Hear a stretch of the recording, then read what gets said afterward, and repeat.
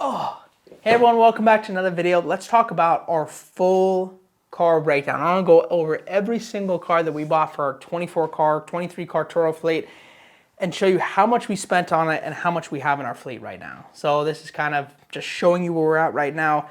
And we're gonna start at the top. So our first car, and I'm gonna use this little handy dandy calculator. I have a spreadsheet, but that's not as fun. It's funner to add it up and see the final number on this little calculator. So for the 2017 Audi Q7, we bought it with 55,000 miles. We paid $20,800 or $22,800. Okay, great car, super clean leather interior. That car is absolutely crushing it. Love that thing. Absolutely love that thing. Next is our 2016 Chevy Malibu silver. We bought this one for $11,200. Okay, so between those two cars, we spent about $34,000.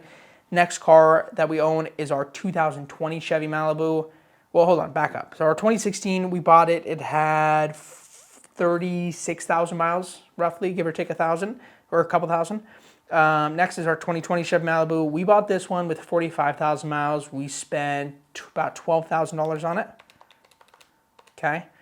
Next is our 2017 Chevy Tahoe. This is the LS, gray, super clean. This thing's been like crazy rented out. People love this thing, 8-seater, which is really a big reason why I liked it. And we spent $28,000 on it.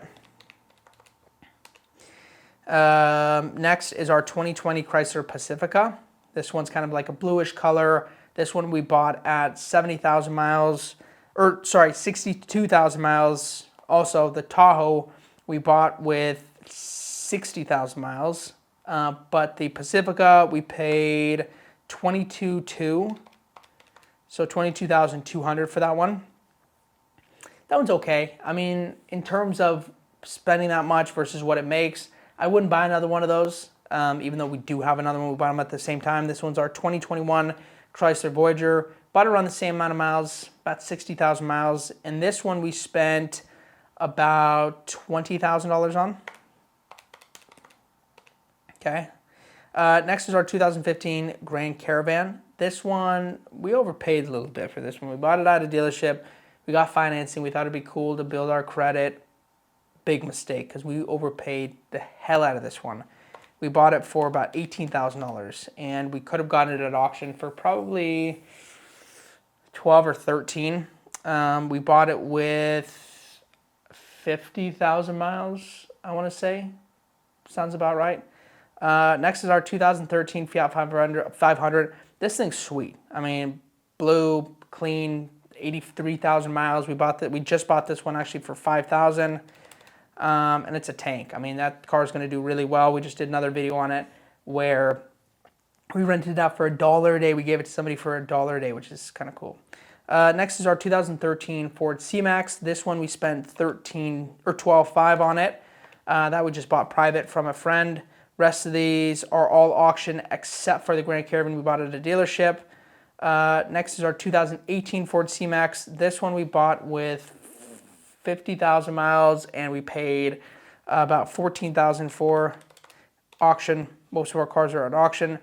Next one is our 2015 Ford Escape. This one we bought with 108,000 miles.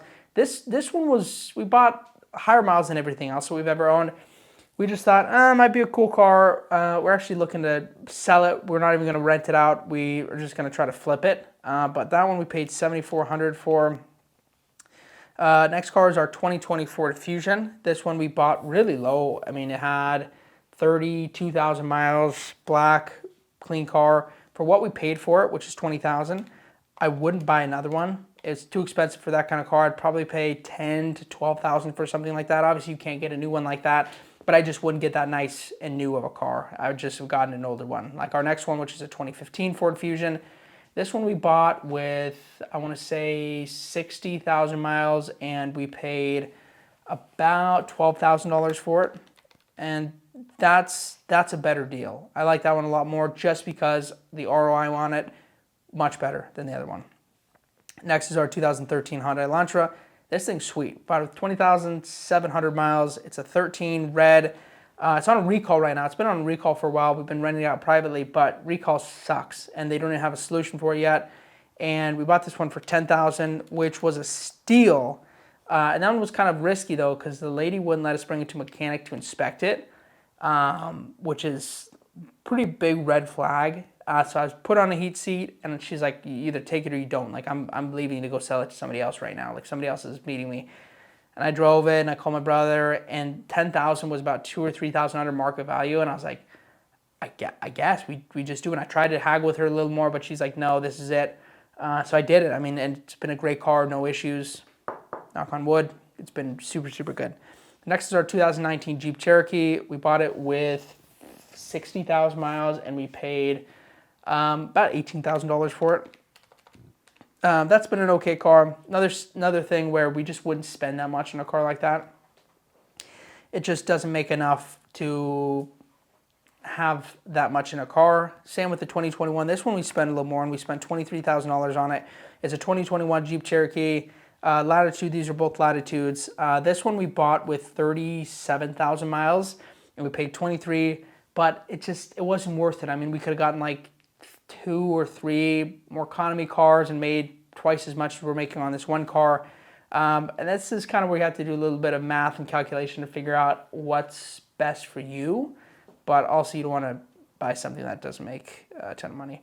Next, our 2018 Toyota CHR. This thing was pretty sweet. I mean, it has 102,000 miles, and we bought it for $13,000. This is auction, and we just put it up. So brand new. We haven't even added rental on it. So I'm excited for that one to see how it does.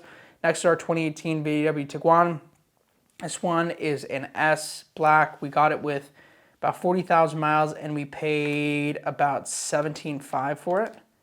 So that thing's it's literally been on a rental private for the past, let me guess, 7 weeks straight. Like this person has rented out consistently for 7 weeks. Crazy. Next is our 2020 VW Tiguan, which is insane. It did, I think, $3,500 last month for a rental, which is like unbelievable. That's probably one of my favorites. That one we paid $18,000 for. Next is our 2020 VW Tiguan. This one we bought. This one's an SE, which is leather, a little nicer. This one we bought with about 45,000 miles, and we paid about $19,500 for it. I thought that was a pretty good deal. Next is our 2021 VW S, black, clean, rented out well. We really like these VWs. As you can see, we have quite a few of them. And we bought that one for about $20,000. And then next is our 2021 Volkswagen SE Tiguan. This one we bought with about 35,000 miles. And this one we paid about $21,500 for it. And that's been a great car.